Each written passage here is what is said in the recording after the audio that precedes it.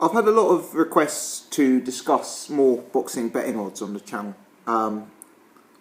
At some point last year, I tried to launch a sort of weekly boxing betting video, but to be honest, work commitments, didn't have the time to commit to it regularly, and it also didn't kind of work as a weekly concept in that quite regularly there'd be no fights to discuss, etc. So I've kind of done it more sporadically, and it's one of those awkward topics where some boxing fans who tune into my channel listening for boxing stuff don't like the betting videos because, you know, I guess if you're not a gambler and people start talking in odds and, you know, percentages and that sort of stuff, it all gets a bit needless. But anyway, I've listened. I must have had 20 requests to do a video. So rather than talking about a specific week's boxing, I've pulled up Odds Checker Boxing on my mobile phone, and I'm literally going to scroll through it, talk through some big fights, and talk through what the odds are, and we'll see where it takes us. I haven't actually scripted this, so I haven't prepared anything for this. It's just going to go with the flow. So let's start with Sunday the 29th of January. Dejan Zlatikanin versus Mikey Garcia. Zlatikanin 9-4, Mikey Garcia 4-9. I can see some people making the case that Zlatikanin is value at 9-4. He's certainly an underrated fighter. My instinct is the bookies have probably got that one about right. Neither of those prices stands out to me as wrong. I'm not particularly inclined to take either of those prices. I don't think either of them represents exceptional value. I know Irish Tom from my podcast disagrees. I know he thinks that Mikey Garcia is a dead cert to win that fight. And he thinks 4-9 is buying money, if you like, whereas I know Jet thinks Zlatikanin is overpriced at 9-4. I'm kind of between the two, you know. I think that's about right.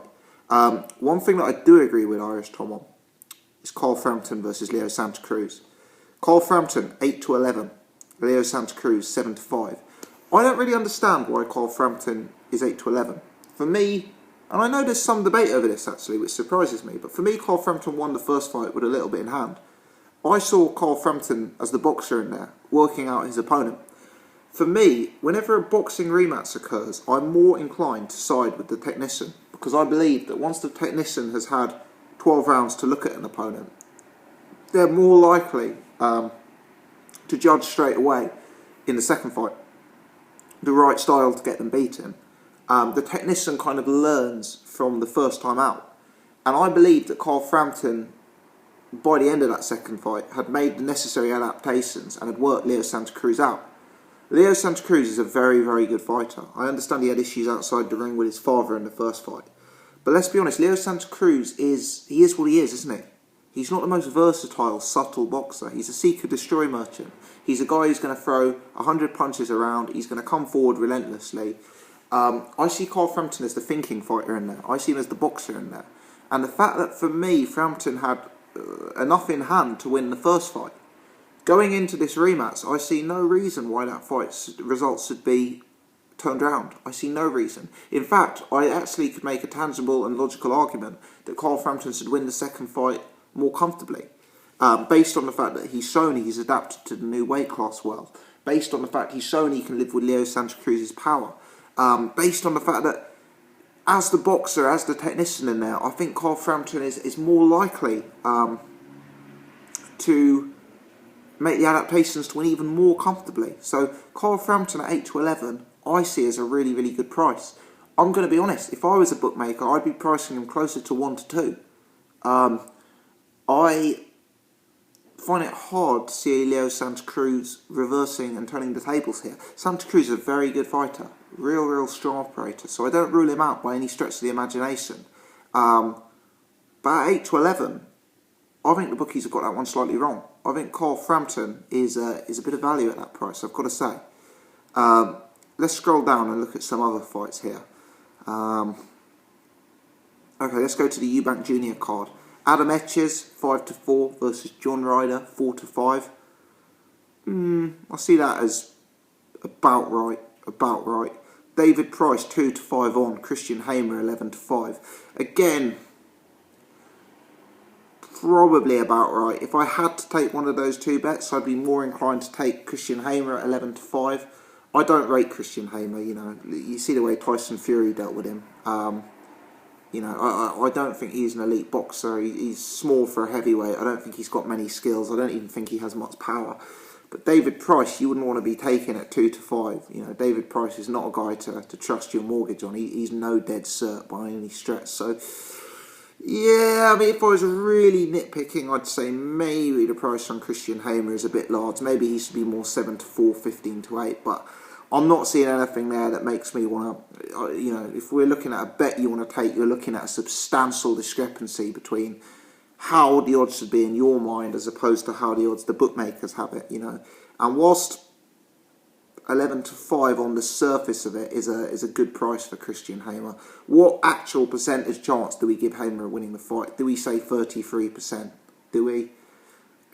Maybe, you know, and that's 2-1, 33%. So I don't see a discrepancy in those odds like I do in the Cole Frampton fight, where I see a more substantial discrepancy. Chris Eubank Jr. I've got here listed as 1-41 on, so I think we'll swerve that one. You have to be a richer man than I am to take 1-41 shots. One thing I would look at in that fight, and I'm just going to see now if there's a market available, is method of victory. So this is interesting. This is with Crolla. Chris Eubank Jr. to win by decision, 9-2. Now that's a bet I'm going to look at more closely, and I'm unable to advise at this particular moment whether I think it's a good bet, because I haven't seen Reynold Quinlan. I just haven't been able to find footage on him yet. But they've got Eubank Jr. to win by KO, TKO, at 1-7 on. Now, for me, Eubank Jr. has always been an overrated puncher, always, and that's at middleweight. Here he's stepping up to super middleweight, where the guys are a lot bigger, a lot stronger. They'll be used to getting hit by harder punches. Now, I know Quinlan has not been in with a great list of opponents. I know Quinlan probably hasn't been in with Chris Eubank Jr. before. But I'm assuming that Quinlan is a much bigger guy, being a super middleweight, than some of the guys Eubank Jr. has stopped in the past. And I question whether Eubank Jr.'s style will be able to carry up to 168 with as much effect as it had at 160. You know, I just think Eubank Jr. maybe is going to be a more dominant fighter in a division where he can really impose himself, where he's got a size advantage and a strength advantage. So that's what I want to look into closer. It may be that I'm thinking Eubank Jr. to win by decision is a more viable option at 9-2. Now, I need to watch Quinlan, because some people have told me Quinlan is just awful, and if that's the case, Eubank Jr. Will probably absolutely blow him out of there. But for me, I'm just unclear. I've never been sold on Eubank Jr. as this massive power puncher, and at £168, I think there's every chance he'll be punching, you know, bigger, stronger guys who are even less affected by his power. So that could possibly be an angle to look at in that fight, is Eubank Jr. To win on points. Although I'm going to need to watch Quinlan, so there's a substantial disclaimer there. Let's go down and look at some other prices here. Let's have a look. I'm only going to talk about fights that I've necessarily got a strong opinion on. Deontay Wilder is 1-100 to beat Andre Waric. I certainly wouldn't want to be taking that bet, given that Wilder's coming off a hand injury. But there you go. Disappointingly, Arthur Spilker versus Dominic Breazeale is off. That's, you know, I really liked betting on Spilker in that fight. I really liked the betting angle in that matchup, but the fight's off. Spilker's been replaced by Izu Ugonu. I'm not sure if odds are listed for Izu Ugonu versus Breazeale yet, but clearly no point in discussing the merits of betting on that fight, given that it's not going to happen. Guillermo Rigondeaux, 1-12 on. Swerve that. Miguel Cotto, 1-5 on against Kirkland. I'll swerve that. Hora Davies, 4-11 versus Derry Matthews, 10-3. I kind of think that's thereabouts correct. Tony Bellew, 9-2 against David Haye, 1-5.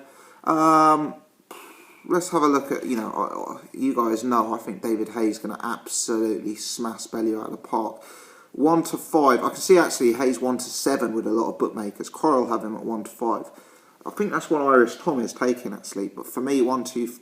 I'm not saying 1-5 is the wrong price. I'm just saying the way I personally gamble, it doesn't represent the value. David Haye by KO 4-11 with Ladbrokes.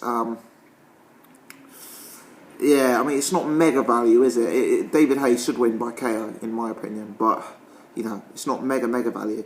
Let's move it on. Keith Thurman versus Danny Garcia. Now, this is one I did a video on this where I described it as a 50-50 fight. Thurman 1-2, Danny Garcia 2-1. This is a fight where my head is saying Keith Thurman, my heart is saying Danny Garcia. I really think this is a very competitive matchup that I could genuinely see swinging either way. I'm not in a position yet where I can make a prediction on this fight. I'm genuinely sitting on the fence. However, what I would say is when I'm finding a fight so hard to call, when it is so 50-50 in my mind, a substantial price discrepancy as this is attractive. You know, I think Danny Garcia at 2-1 is value. As I've said before, if you're looking at boxing in terms of odds, if a fighter is evens, that means the bookmakers think he has a 50% chance of winning. If a fighter's 2-1, that means the bookmakers believe he has a 33% chance of winning. Now, one thing I can say at this stage is I give Danny Garcia a substantially higher chance than 33% of winning this fight. I'm not quite going to say I give him a 50% chance because I haven't made my mind up on that yet. But I will give him a minimum of a 40% chance, possibly higher. So that Danny Garcia price at 2-1, I think represents a little bit of value actually. I don't think it's miles out, and I can understand why Keith Thurman is the favourite. You know, he's the bigger puncher. He's the guy who's the bigger fighter. You know, at 147 pounds. So I can see why he's favourite, but does it really? You know, is Keith Thurman really a 1-2 shot? I think that's dubious. David Lemieux 4-11, Curtis Stevens 2-1. Unfortunately, Curtis Stevens, for me, approaching being a shot fighter. Otherwise, you know, that would be a bit of value. But I find it hard to bet on Curtis Stevens with any confidence. Golovkin 1-7 against Daniel Jacobs 11-2. Unfortunately, I think that's right. I don't think there's value there. I'm not thinking Jacobs at 11-2 is a good bet. Jorge Linares versus Crolla. Now this for me, Jorge Linares at 8-13. I thought Jorge Linares won the vast majority of the last fight. I had the cards very wide, especially compared to how the judges had it. I had this a very wide fight. You've got to be careful here because Jorge Linares once again travelling away from home. A lot of miles on the clock. Hard fight last time out. Fighting on an Eddie Hearn show. The judges scored a lot more rounds than I did to Anthony Crolla last time out. You know, this is the kind of fight where Jorge Linares could get robbed. But taking that out of the equation, 8-13 is a good price here. For me, Linares showed utter dominance when he fought Crolla last time. I know Crolla had spells in the fight, but over 12 rounds, Linares was substantially the better fighter. 8-13... There's risks involved with Linares coming to Crolla's backyard and fighting on an Eddie Hearn bill. There's risks involved, but from a pure boxing perspective, 8-13 is generous. Marco Huck versus Maris Bradis, 10-11 both guys. The bookies can't split them. They see it as an even fight. I think that's about right. Ricky Burns, 11-18 against Julius Ndongo, 7-4. I need to watch more of Ndongo before talking about that. Manny Pacquiao 1-9 versus Jeff Horn 6-1. I actually think 1-9 is, funnily enough, about right. You know, for Manny Pacquiao. Canelo 1-7 versus Chavez 11-2. Again, I think that's all right. I think that's about right. Final fight we'll talk about in this video: Joshua versus Klitschko. Joshua 4-9, Klitschko 15-8. For me, this is simple. At the minute, I see it as a 50-50 fight. I maybe see it as a 55-45 fight in Klitschko's favour. We're not going to discuss the reasons why in this video. This is purely an odds video. I've covered why in many other videos. Klitschko at 15-8. For me, that's the best bet you should see. For me, if I was priced this, I'd have Klitschko 10-11. Maybe even shorter than that. Maybe 8-11. Here you're getting 15-8. For me, that's the best bet out there. If you can get 3-1 on Klitschko by KO, I think that's really good value. Really good value. So I'll be looking at both of those angles. So there you are, guys. Just a very brief run through of some of the odds available and my thoughts on them. If you've enjoyed this video, hit the thumbs up button. If you're new to the channel, please subscribe and leave your comments below on what you think of those odds. Many thanks for watching.